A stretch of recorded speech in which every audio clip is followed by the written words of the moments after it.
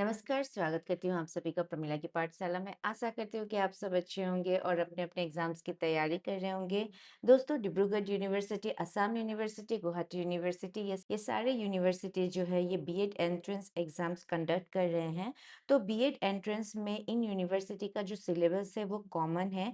यहाँ पे आपको टीचिंग एप्टीट्यूड के क्वेश्चंस पूछे जाएँगे, तो हम टीचिंग एप्टीट्यूड के क्वेश्चंस का डिस्कशन करेंगे जो आपके सिलेबस से रिलेटेड है। तो दोस्तों पूरे वीडियो को ध्यान से देखिएगा ताकि आप टीचिंग एप्टीट्यूड के प्रॉब्लम्स को आसानी से सॉल्व कर सकें। तो दोस्तों अगर आप इस चैनल पर नए हैं और अभी तक चैनल को सब्सक्राइब नहीं किया है तो सब्सक्राइब कर लीजिएगा, क्योंकि हम यहाँ पे कॉम्पिटिटिव एग्जाम्स के प्रॉब्लम्स का सोल्यूशन करते हैं, कॉम्पिटिटिव एग्जाम्स के पेपर का डिस्कशन करते हैं, साथ ही साथ हम उसके रिलेटेड चैप्टर्स का भी डिस्कशन करते हैं। तो वीडियो को लंबा ना करते हुए चलिए स्टार्ट करते हैं। तो दोस्तों यहाँ पे जो पहला क्वेश्चन है ये है, effective teaching is a result of. Options दिया गया है, teachers honesty and commitment, teachers knowledge on content, teachers regularity in teaching, objective based teaching by teachers. तो यहाँ पे जो करेक्ट ऑप्शन है वो है option D, objective based teaching by teachers. Next question है, which of the following is are the characteristics of formative evaluation. यहाँ पे आपका कैरेक्टरिस्टिक पूछा गया है फॉर्मेटिव इवैल्यूएशन का। ऑप्शंस दिए गए हैं, it is diagnostic and remedial, it gives provision of effective feedback, it is a type of product evaluation, it gives opportunity of students participation। तो यहाँ पे जो आपका करेक्ट ऑप्शन है वो है option A, that means it is diagnostic and remedial, it gives the provision of effective feedback and it gives opportunity of students participation। Next question है, who was the first person to emphasize that creativity should be measured by measuring its elements। तो इसका जो correct option है वो है option B, Torrance. And Torrance को हम father of creativity भी कहते हैं। In inclusive term exceptional children means, यहाँ पे ऑप्शंस दिए गए हैं, children with mental disabilities, the children with low IQ, the children with male adjustment problem, the gifted, intelligent, backward, mentally retarded children। यहाँ पे जो करेक्ट ऑप्शन है वो है option D. Which of the following is are important elements of achievement motivation of students. तो यहाँ पे आपके ऑप्शंस दिए गए हैं, home environment and school environment, home environment only, home environment, school environment and social environment, school environment only. तो जो important elements है of achievement motivation of students वो है आपका option C, home environment, school environment and social environment. Next question है, techniques for fostering creativity in children includes. Options दिए गए हैं, concept presentation, problem solving, group discussion, all of the above. तो यहाँ पे जो आपका करेक्ट ऑप्शन है वो है option D, all of the above. That means ये सारे जो टेक्निक्स है ये हेल्प करते हैं for fostering creativity in children. Next question दिया गया है, which of the following is not a part of motivation process. तो यहाँ पे आपको पूछा गया कौन सा मोटिवेशन प्रोसेस में नहीं आता है, तो ये है heredity. That means option D जो है ये आपका मोटिवेशन प्रोसेस में नहीं आता। नेक्स्ट क्वेश्चन दिया गया है, the correct method of calculating intelligence quotient is. यहाँ पे जो करेक्ट ऑप्शन है वो है ऑप्शन बी, इंटेलिजेंट क्वोशंट जो है ये होता है mental age by chronical age into 100। To concretize the abstract concept in a slow learners classroom, the best method for a teacher is. Options दिए गए हैं, lecture method, discussion method, home assignment method and demonstration method. तो यहाँ पे जो आपका correct option है वो है option D, demonstration method. As a teacher which of the following is the best way to motivate delinquent children. ठीक है, तो यहाँ पे टीचर्स के अकॉर्डिंग कौन सा बेस्ट वे है। पहला है, enough opportunity for games and sports should be provided in school. Access freedom should be provided to them. They should be left without any treatment. Excess academic pressure should be given in the class। तो यहाँ पे जो आपका correct option है वो है option A, enough opportunity for games and sports should be provided in school। Next question है, concept of reinforcement is an important element of. यहाँ पे आपके ऑप्शंस दिए गए हैं, classical conditioning theory of learning, operant conditioning theory of learning, Gestalt theory of learning, trial and error theory of learning। तो यहाँ पे जो आपका करेक्ट ऑप्शन है वो है option B, operant conditioning theory of learning। In project method of teaching, the role of teacher is, options दिए गए हैं, active than students, problem solving, friend, philosopher and guide, authoritative. तो यहाँ पे जो करेक्ट ऑप्शन है वो है option C, friend, philosopher and guide. Identify the characteristic of an extrovert personality from the list given below. तो यहाँ पे एक्सट्रोवर्ट पर्सनैलिटी का जो कैरेक्टरिस्टिक है वो हमें बताना है। Number one, socially very active and sensitive, always found busy in thinking, emphasizes on individual work rather than group work, flexible outlook and friendly in nature, free from emotional problems। यहाँ पे जो correct option है वो है option C, that means A, D और E. Next question है, school of psychology and their supporters are listed below.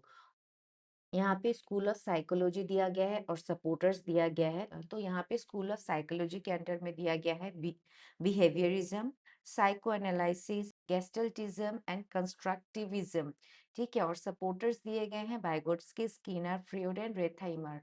तो यहाँ पे आपका करेक्ट सीक्वेंस में मैच करना है, तो वो है option B. Which of the following is not carried out in post-active phase of teaching? Options दिए गए हैं, defining the real behavioral change, selection of appropriate evaluation technique, changing the techniques and strategies of teaching, setting of educational objective। तो यहाँ पे जो correct option है वो है ऑप्शन डी। नेक्स्ट क्वेश्चन पूछा गया, which of the following is correct sequence of needs according to Maslow's theory of motivation. तो यहाँ पे हमें करेक्ट सीक्वेंस जो है वो लिखना है। यहाँ पे जो करेक्ट ऑप्शन है वो है option B, psychological needs, safety needs, love and belongingness needs, esteem needs and self actualisation needs. Next question है, when a problem has more than one probable solution and the thinking process which creates those probable solution for the problem is called। यहाँ पे option दिए गए हैं, convergent thinking, divergent thinking, reflective thinking and critical thinking. तो यहाँ पे जो correct option है वो है option B, divergent thinking. Next है, which theory of learning emphasises on making the student active for the discovery of knowledge in place of becoming a passive listener. यहाँ पे आपके ऑप्शंस दिए गए हैं, stimulus response theory, conditioning theory, gestalt theory and constructivist theory. तो यहाँ पे जो आपका करेक्ट ऑप्शन है वो है option D, constructivist theory. Which of the following characteristics are exhibited by mentally healthy teachers. यहाँ पे आपके ऑप्शंस दिए गए हैं, they know well about their strength only, they know well about others weakness only, they find means of correcting their own mistakes, they are satisfied with their job, they accept failure very easily। तो यहाँ पे आपको characteristics पूछा गया है mentally healthy teachers का। तो यहाँ पे जो करेक्ट कैरेक्टरिस्टिक्स है वो है option C, D and E, that means यहाँ पे जो आपका ऑप्शन सी है वो करेक्ट है। नेक्स्ट क्वेश्चन है, who develop the theory of creativity. Option दिया गया है, टेलर, डीवर, क्रो एंड ब्रूस। तो यहाँ पे जो आपका करेक्ट ऑप्शन है वो है ऑप्शन ए। तो टेलर ने प्रपोज किया था theory identifying 5 levels of creativity. तो ये 5 लेवल्स क्या है, एक्सप्रेसिव है, प्रोडक्टिव है, इन्वेंटिव है, इनोवेटिव है एंड इमर्जेंटिव है। नेक्स्ट क्वेश्चन दिया गया है, साइकोडर्मा इज। ऑप्शन से name of A personality theory, name of book on personality, A form of psychotherapy, A personality trait. तो यहाँ पे जो आपका करेक्ट ऑप्शन है वो है option C, a form of psychotherapy, और इसे डेवलप किया था जैकब एल मोरिनो ने। In a classroom teacher should gain preliminary attention of students to impart a lesson effectively. In this case, which of the law of learning is applied? तो यहाँ पे जो आपके ऑप्शंस दिए गए हैं वो है law of readiness, law of exercise, law of effect, law of intensity of stimulus. तो यहाँ पे जो आपका करेक्ट ऑप्शन है वो है option A, law of readiness. Next question है, lecture method of teaching is teacher centric, student centric, psychological based and environment centric. तो यहाँ पे जो आपका करेक्ट ऑप्शन है वो है ऑप्शन है, दैट मीन्स लेक्चर मेथड जो है ये टीचर सेंट्रिक है। As a leader the teacher must try to attain power and supremacy over others, be authoritative, attain dictatorship, be dynamic। तो यहाँ पे जो आपका करेक्ट ऑप्शन है वो है option D, as a leader the teacher must try to be dynamic। the law of exercise emphasizes on, यहाँ पे आपके ऑप्शंस दिए गए हैं, constant practice of useful learning, arouse of interest of pupils towards new learning, avoid failure as far as possible, increasing curiosity of the learner। तो यहाँ पे जो आपका करेक्ट ऑप्शन है वो है ऑप्शन ए। ठीक है? तो लॉ ऑफ एक्सरसाइज जो है ये एम्फेसिस करता है constant practice of useful learning. According to Piaget theory of development, what is the correct sequence of stages of cognitive development? तो यहाँ पे कॉग्निटिव डेवलपमेंट का जो करेक्ट सीक्वेंस है उसके बारे में पूछा गया है। तो यहाँ पे जो आपका ऑप्शन ए है वो करेक्ट है। दैट मीन्स पहले आता है sensory motor stage, pre operational stage, then आता है concrete operational stage and formal operational stage. Who is the father of child psychology? तो इसका जो करेक्ट ऑप्शन है वो है option A, Stanley Hall. Next question है what is the correct sequence of steps of effective domain of learning? तो यहाँ पे जो आपका करेक्ट ऑप्शन है वो है option A, receiving, responding, valuing, organisation and characterisation. Next question है theory of intelligence and their propounders are given below. तो थ्योरी ऑफ इंटेलिजेंस में है two factor theory, multi factor theory, group factor theory and sampling theory. और propounders दिए गए हैं Thorndike, Spearman, Thomson and Thurstone. तो यहाँ पे जो आपका करेक्ट ऑप्शन है वो है ऑप्शन डी। नेक्स्ट क्वेश्चन है which of the following statement on the concept of growth and development of a child is correct? Options दिए गए हैं growth refers to only biological and psychological changes, but development refers to mental, social, and emotional changes.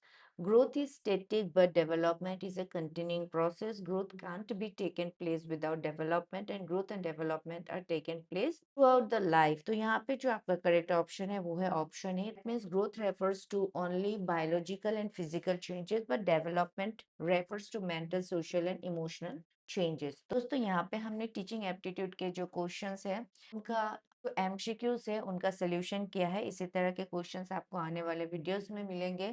तो आप teaching aptitude के questions को ध्यान से देखिएगा क्योंकि इसी टाइप के क्वेश्चंस आपके एग्जाम्स में पूछे जाते हैं। तो दोस्तों आशा करती हूँ कि वीडियो आपके लिए हेल्पफुल रहा होगा और अगर ये वीडियो आपको पसंद आया तो प्लीज़ मेरे चैनल को लाइक से सब्सक्राइब जरूर करिएगा। मिलते हैं आपसे अगले वीडियो में, तब तक के लिए keep watching, keep practising. Thank you.